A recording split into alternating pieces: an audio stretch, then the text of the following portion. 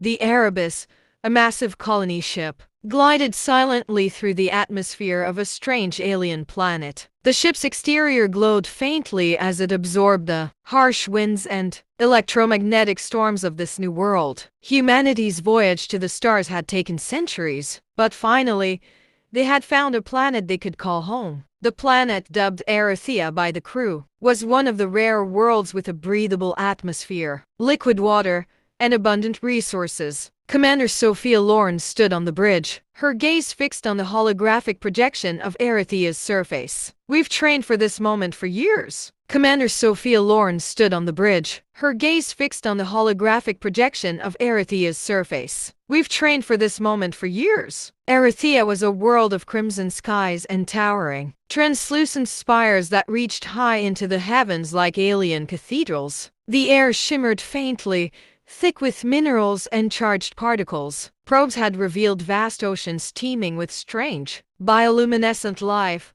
and forests of towering, crystalline trees. But the world was not without its dangers. The alien environment was teeming with life forms that defied Earth's biological norms, and a dense ionized atmosphere played havoc with their technology. The colony, named New Dawn, was established near the equator on a vast plain surrounded by shimmering, red-hued grass. Dozens of automated drones deployed prefab buildings, while teams of scientists and engineers worked tirelessly to stabilize the environment and prepare for long-term habitation. The first night, under two pale moons, was one of quiet awe and subtle unease. Chapter 2.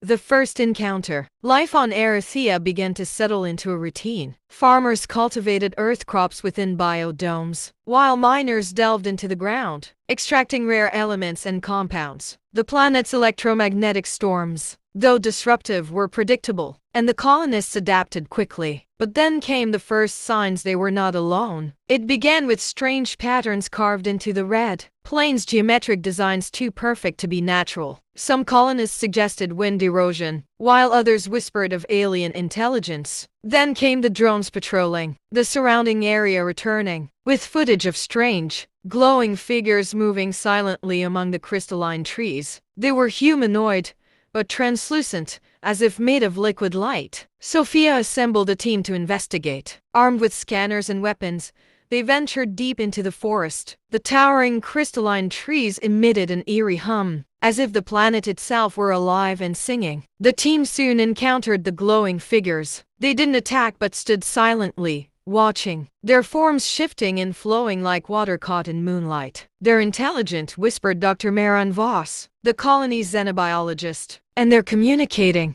The figures raised their hands, and patterns of light formed in the air, symbols and shapes that seemed to resonate with the forest around them. Marin took a step forward, mirroring the gesture. To her astonishment, the figures responded, their light pulsating rhythmically. Chapter 3. Understanding. The colonists named the beings the Luminids. Over the following weeks, a cautious dialogue was established. The Luminids seemed to communicate not through sound, through patterns of light and emotion. They conveyed concepts, feelings, and memories in bursts of imagery. Through painstaking effort, Marin and her team deciphered fragments of their language. The Luminids revealed that Erethea was alive, a vast, interconnected organism where every tree, rock, and creature was part of a larger whole. They called it the Crimson Dream. The colonists had unknowingly built their settlement on a sacred site, a nexus of the planet's consciousness. Sophia faced a difficult decision. Moving the colony would be dangerous, but staying risked angering the Luminids and disturbing Erethea's delicate balance. She called a council meeting, where colonists debated their future. "This planet is our home now," said Sophia, "but we must find a way to coexist. If the Luminids can teach us how to live in harmony with Erethea, we might not just survive, we might thrive." Chapter 4. The Tempest. Just as relations with the Luminids began to stabilize, disaster struck. A massive storm, unlike anything the colonists had ever seen, swept across the plains. The skies turned black, and torrents of acid rain fell from the heavens. Lightning struck the colony's power grid, plunging New Dawn into darkness. Amid the chaos, the Luminids appeared. They moved through the storm unharmed, their forms glowing brighter than ever. Marin realized they were offering to help. The colonists followed the Luminids to a vast cavern beneath the crystalline forest. The walls shimmered with a strange, organic light, and the air was warm and humid. The storm raged for days, but the cavern remained a sanctuary. In that time, the Luminids shared more of their knowledge. They revealed how the storms were part of Erethea's life cycle, a way for the planet to cleanse and renew itself. They also taught the colonists how to harness the planet's energy, building devices that could withstand its harsh conditions. New beginning. When the storm passed, the colonists emerged from the cavern to find their settlement in ruins. But they were not discouraged. Guided by the Luminids,